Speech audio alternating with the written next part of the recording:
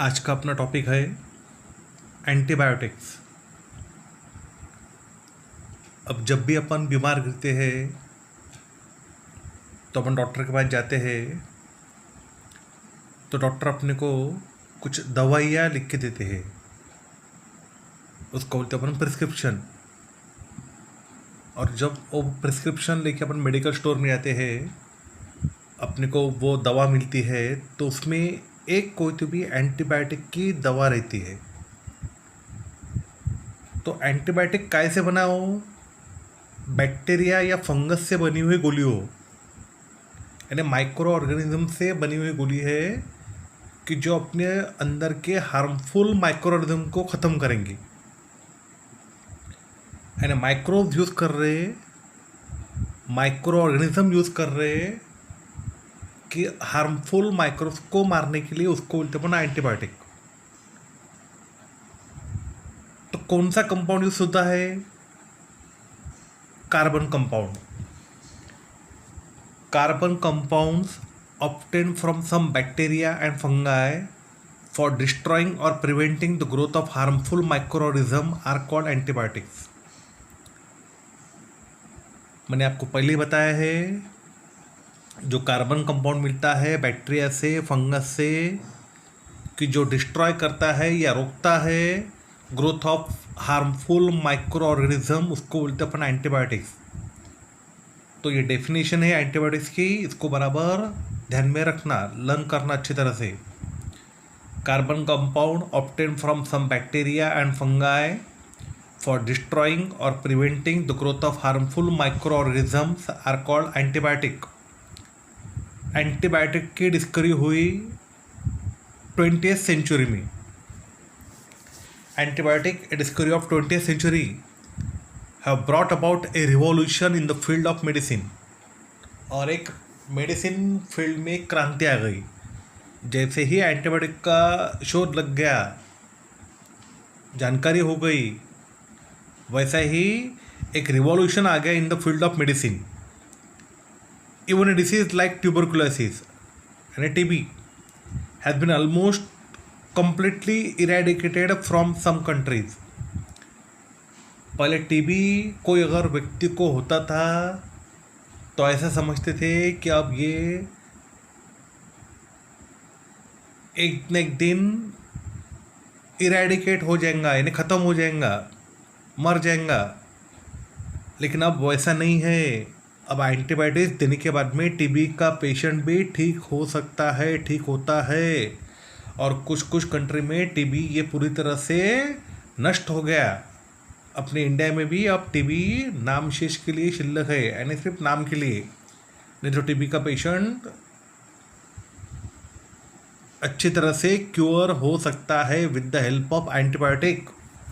क्या बोला है एक बार फिर से देख लो। एंटीबायोटिक की डिस्कवरी हुई 20th सेंचुरी में, उसके कारण एक रिवॉल्यूशन आ गया in the field of medicine. और disease like tuberculosis have been almost completely eradicated from some countries. Antibiotic काम करता है बैक्टीरिया के ऊपर। कुछ एंटीबायोटिक कैन डिस्ट्रॉय प्रोटोझोआ।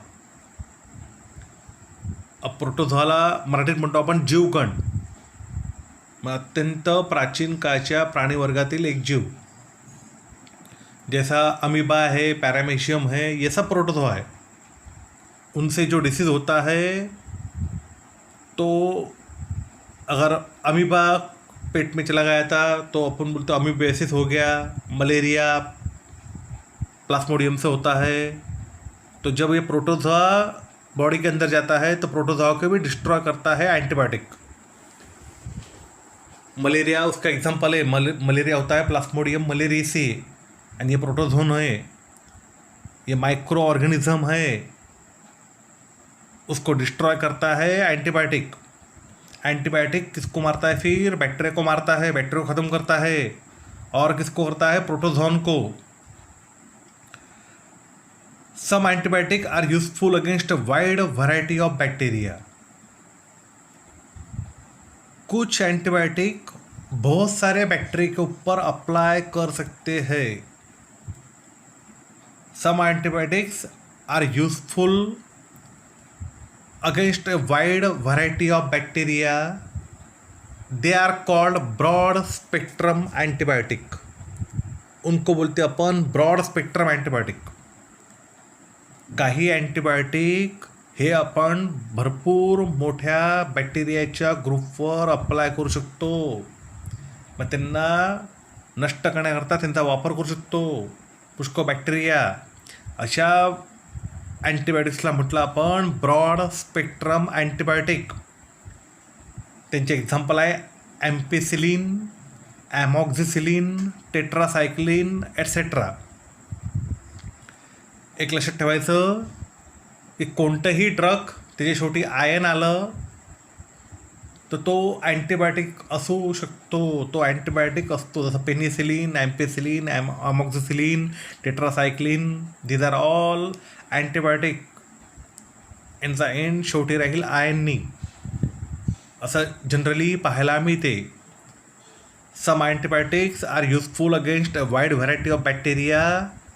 त्यांना म्हटलं आपण broad spectrum antibiotic. Examples are ampicillin, amoxicillin, tetracycline etcetera. When the pathogen cannot be identified even though the symptom of disease are visible, broad spectrum antibiotics are use. क्या बोला है, बराबर ध्यान में रखो. अगर कोई पेशेंट है,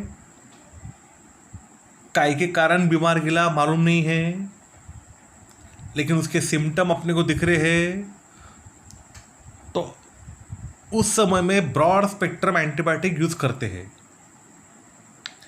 पैथोजन मालूम नहीं है, यानी बैक्टीरिया अंदर गया, ये फंगस अंदर गया, ये प्रोटोजोन अंदर गया, मालूम नहीं है, लेकिन सिम्टम अब दिख रहे हैं, तो उस समय में ब्रॉड स्पेक्ट्रम एंटीबायोटिक यूज करते हैं. When the pathogen cannot be identified, पैथोजनचा अर्थ होतो disease causing organism. Disease causing organism are called pathogen. Pathogen माहीत नाही आहे पण आपल्याला लक्षणं दिसतात आहे, अशा वेळेस ब्रॉड स्पेक्ट्रम अँटीबायोटिक म्हणजे जे वरती तुम्हाला 3 दिलेलं आहे, ॲम्पिसिलिन, ॲमॉक्झिसिलिन, टेट्रासायक्लिन किंवा अजून त्याचे काही त्या ग्रुपमध्ये अजून जे जे अँटीबायोटिक्स येतात ते त्या पेशंटला देतात. पण पॅथोजन माहिती आहे, म्हणजे कशामुळे हा आजारी पडला, कोणता मायक्रोऑर्गॅनिझम याच्या बॉडीमध्ये गेला हे माहिती आहे, हे पक्क माहिती आहे. whenever a pathogenic microorganism is definitely known, the narrow spectrum antibiotics are used. एकदम इजी है, बराबर ध्यान में रखो. बॉडी के अंदर पैथोजन गया, कौन सा गया मालूम नहीं, ब्रॉड स्पेक्ट्रम एंटीबायोटिक यूज़ करो. पैथोजन डेफिनेटली मालूम है कि ये पैथोजन गया अंदर बॉडी के अंदर, उसके कारण ये पेशेंट बीमार हो गया, उस समय में नैरो स्पेक्ट्रम एंटीबायोटिक यूज़ करते हैं.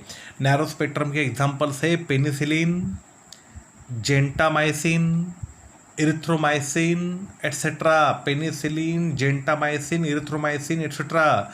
मैंने आपको पहले बोला है एंटीबायोटिक का एंड हरदम आयन से रहेगा. Penicillin, gentamicin, erythromycin etcetera. अब ये एंटीबायोटिक, इसके 2 ग्रुप गिर गए, broad spectrum, narrow spectrum. Broad spectrum pathogens cannot be identified. Narrow spectrum, when pathogenic microorganism is definitely known. ये बराबर ध्यान में रखना.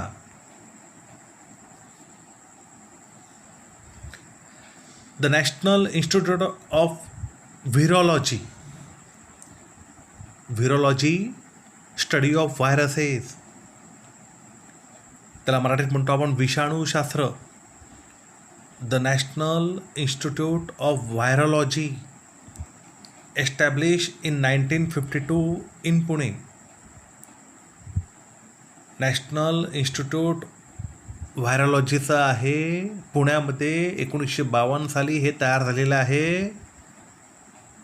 Undertake research related to diseases like, और यहाँ पे रिसर्च होता है कौन कौन से डिसीज़ के बारे में. तो मिसल्स म्हणजे गोवर, जॉन्डिस, कावळी, पिलिया, फीवर म्हणजे ताप, डिसीज ऑफ द लंग्स, लंग्सचे डिसीज, फुफ्फुसांचे आजार, with the support from the WHO म्हणजे world health organisation. Institute at work पुन्हा पहा, नीट समजून घ्या. नॅशनल इन्स्टिट्यूट ऑफ व्हायरॉलॉजी म्हणजे स्टडी ऑफ व्हायरस, की ज्याच्यावर विषाणूचा अभ्यास केला जातो, त्याला म्हणतो आपण virology. The national institute of virology 1952 में इस्टेब्लिश हुआ पुणे में. वहाँ पे रिसर्च होता है कौन से डिसीज़ के बारे में. मिसल्स माने गोवर, जॉन्डिस माने पीलिया, फीवर माने बुखार, और डिसीज ऑफ द लंग्स किसके साथ में, with the support of WHO world health organisation. तो ये अपना पेज नंबर 91 पे एंटीबायोटिक अपने देखा अभी. एंटीबायोटिक के डेफिनेशन माने क्वेश्चन नंबर 8C का आंसर है. Question number 8C, define antibiotic. Carbon compound से लेके एंटीबायोटिक तक बराबर लर्न करना. और उसमें और एक क्वेश्चन दिया है, question number 8A, what are broad spectrum antibiotic. तो उसमें सम से लेके तो antibiotics are use, broad spectrum antibiotics are use, ये पूरा उसमें लिखने है. तो ये दोनों क्वेश्चन बराबर ध्यान में रखना. अपना next topic penicillin. Penicillin is a group of antibiotics obtain from a fungus Penicillium. Penicillin ये ग्रुप है एंटीबायोटिक का ग्रुप है. ये बिना है अपने को फंगस से, बुरशीपासून मिळालेला आहे, आणि त्या बुरशीचं नाव आहे Penicillium. Use for controlling the infection caused by bacteria. क्या है पेनिसिलिन? ग्रुप ऑफ एंटीबायोटिक्स है. काय से बना है? फंगस से बना है. और ये फंगस बैक्टीरिया को कंट्रोल कर रहा है. And it use for controlling the infection caused by bacteria. And जो बैक्टीरियल इन्फेक्शन रहता है उसको ये कंट्रोल कर रहा है. कौन से बैक्टीरिया का इन्फेक्शन कंट्रोल करता है? तो स्टैफाइलोकोकी, क्लोस्ट्रीडिया, स्ट्रेप्टोकोकाई, स्टैफाइलोकोकाई, क्लोस्ट्रीडिया, स्ट्रेप्टोकोकाई. एकदा पुन्हा नीट लक्ष द्या. Penicillin is a group of antibiotics obtained from a fungus penicillium and is used for controlling the infection caused by bacteria like Staphylococci, Clostridia, Streptococci, etc. Medicines containing penicillin are useful to treat certain bacterial infection of the ear, nose, throat, skin, as well as disease like pneumonia and scarlet fever. आता Scarlett फेवरचा अर्थ होतो की हा contagious ताप असतो. हा याच्यामध्ये पुरळ येतात स्किनवर लाल रंगाचे, म्हणून याला आपण स्कारलेट फिवर म्हणतो. फिवर ताप, स्कारलेट कॉन्टेजियस आहे, नंतर पुरळ येतात स्किनवर लाल रंगाचे, म्हणून त्याला स्कारलेट म्हणतात. का सांगितलं नीट लक्ष द्या की पेनिसिलिन हे मेडिसिन बॅक्टेरियल इन्फेक्शनला ट्रीट करण्याकरता सोयीस्कर आहे. तर बॅक्टेरियल इन्फेक्शन कुठे झाल्यानंतर तुम्ही पेनिसिलिन वापरू शकता. तर इयरमध्ये, नोजमध्ये, थ्रोटमध्ये, skin, as well as disease like pneumonia, disease of the lungs, and scarlet fever. Scarlet fever तुम्हाला काय आता माहीत पडलं असेल. तर 2 पॉईंट आहे पेनिसिलियनचे. It is a group of antibiotic obtain from a fungus penicillium and is used for controlling the infection caused by bacteria like Staphylococcus, Clostridia, Streptococcus, etc. Medicine containing penicillin are useful to treat certain bacterial infection of the ear, nose, throat, skin, as well as diseases like pneumonia and scarlet fever. आता next की penicillin sorry antibiotic घेताना कोणते कोणते precaution घ्यायचे आहे. आता precaution म्हणजे caution म्हणजे काय सावधानी बाळगायची किंवा कसं वागायचं. तर कॉशनमधला पहिला point, antibiotic should be taken only when prescribe by doctor. मी तुम्हाला पहिलं सांगितलं होतं जेव्हा आपण व्हिडिओ चालू केला तेव्हा, की डॉक्टरची जी चिठ्ठी असते त्याला म्हणतो आपण प्रिस्क्रिप्शन, की जिच्यावर ते औषध लिहून देतात. अँटीबायोटिक तुम्ही नुसता मेडिकलवर गेले अँटीबायोटिक घेऊन आले असं करायचं नाही. की तुम्हाला वाटलं इन्फेक्शन झालेलं आहे, इयरमध्ये, नोजमध्ये, थ्रोटमध्ये गेले, तुम्ही पेनिसिलिन आणली, असं करायचं नाही. It should be taken only when prescribe by doctor. जेव्हा डॉक्टर लिहून देतील तेव्हाच अँटीबायोटिक घ्यायचे, तोपर्यंत विकत घ्यायचे नाही. अपने मन से एंटीबायोटिक लेने का नहीं है, जब डॉक्टर लिख के लेंगे तभी लेने का है. Do not purchase any antibiotic from medical store without a prescription from doctor. जब तक डॉक्टर लिख के देता नहीं तब तक मेडिकल स्टोर से एंटीबायोटिक मत लो. भले ही मेडिकल वाले ने बोला कि ये लेके जाओ तो भी नहीं लेके जाना. जब तक अपन डॉक्टर को बताते नहीं तब तक अपने मन से भी लाने का नहीं.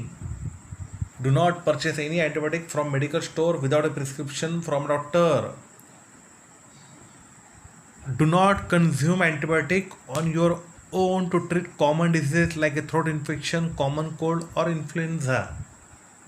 इन्फ्लुएंजा ये वायरल इन्फेक्शन के कारण आने वाला बुखार है, जो भी कोरोना वायरस के पहले इन्फ्लुएंजा ही था.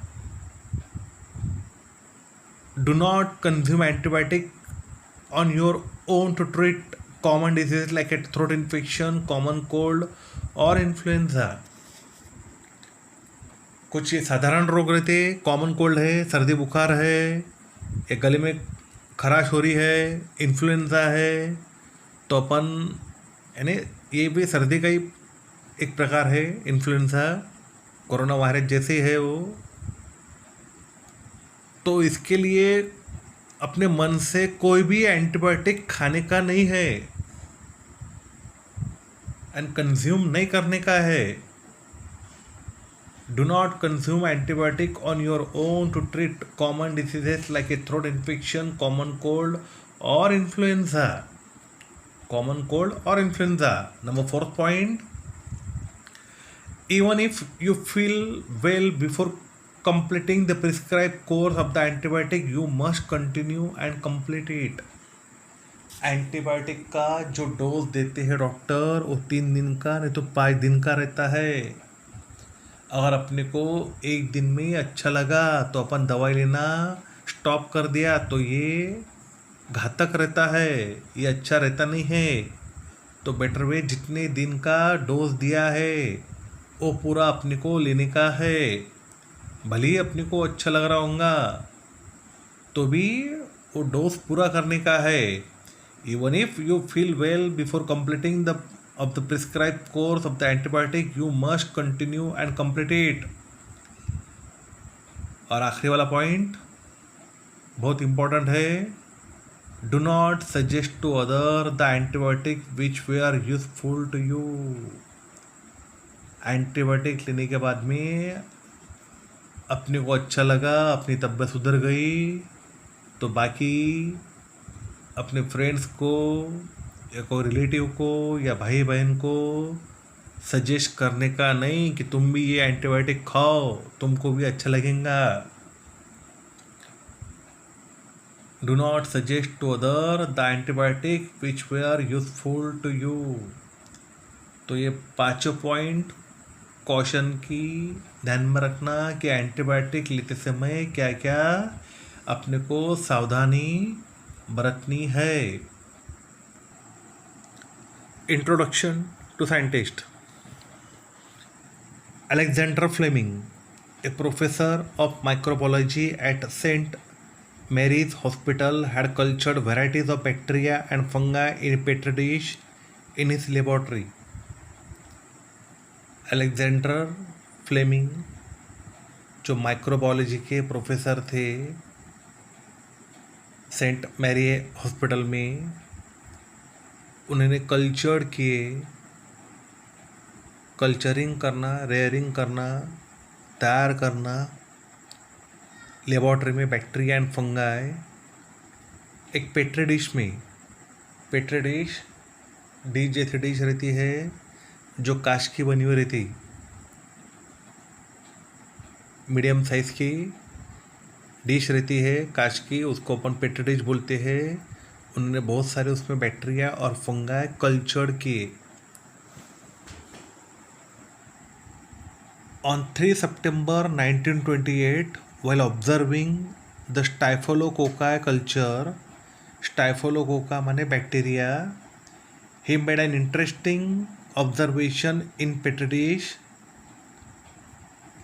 3 सितंबर 1928 को जब ऑब्जर्व कर रहे थे स्टाइफोलोकोका कल्चर को, एंड पेट्री डिश में स्टाइफोलोकोका कल्चर था, स्टाइफोलोकोका माने बैक्टीरिया, उनको एक इंटरेस्टिंग ऑब्जर्वेशन पेट्री डिश में देखने को मिली। वो पेट्री डिश में फंगल कॉलोनी ग्रो हो गई थी, यानी फंगस वहाँ पे बढ़ गया था, लेकिन जो फंगस के आजू बाजू का एरिया था वो बहुत क्लीन और क्लियर था, यानी वहाँ पे बैक्टीरिया खत्म हो गए थे। Bacteria had actually been destroyed. काय सांगितलं एकदा नीट लक्ष द्या। सायंटिस्टचं नाव डॉक्टर अलेक्झांडर फ्लेमिंग। काय केलं? कल्चर्ड केलं, तयार केले, अभ्यास करत होते बॅक्टेरिया आणि फंगसवर। त्यांनी एका पेट्री डिशमध्ये त्यांना कल्चर केलं। 3 सप्टेंबर 1928 साली त्यांनी एक इंटरेस्टिंग गोष्ट स्टायफोलोकोकस कल्चरमध्ये ऑब्झर्व केली।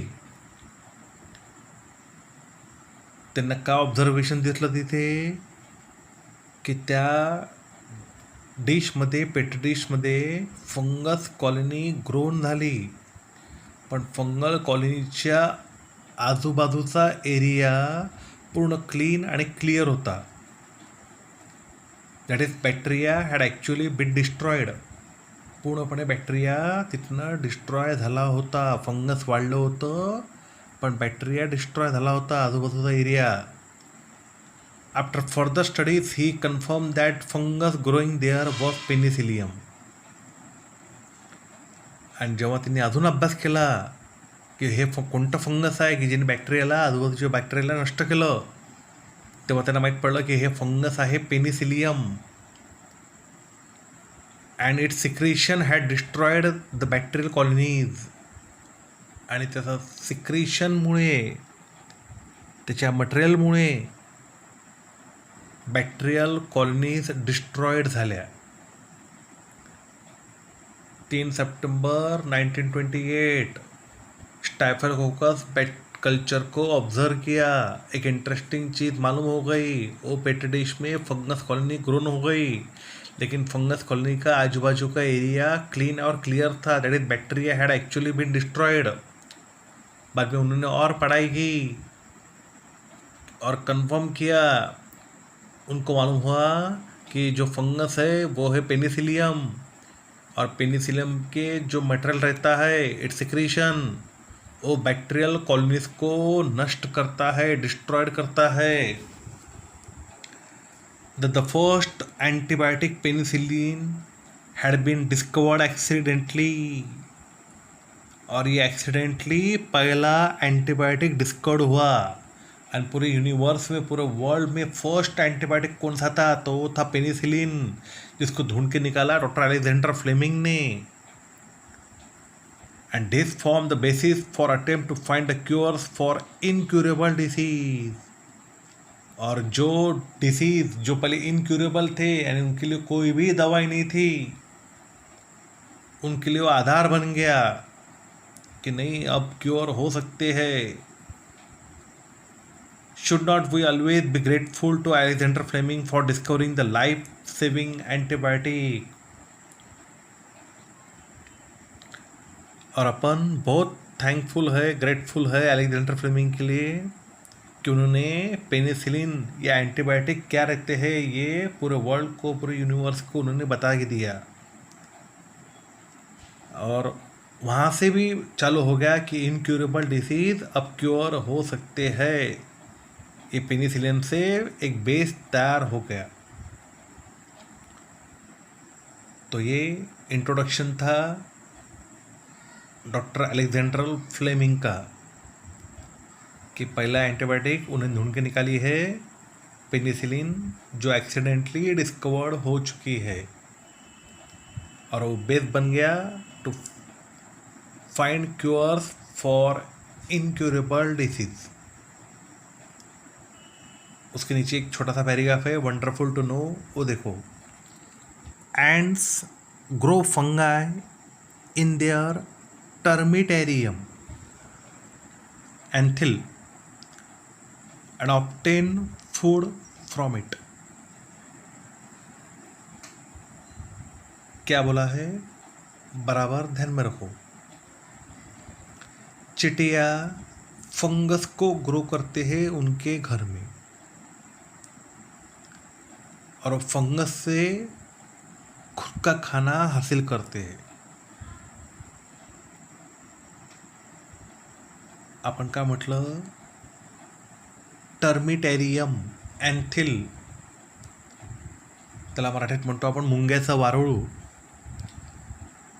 मुंग्याच्या वारुळाच्या आतमध्ये मुंग्या फंगस तयार करतात आणि त्या फंगसपासून स्वतःचं जेवण मिळवतात।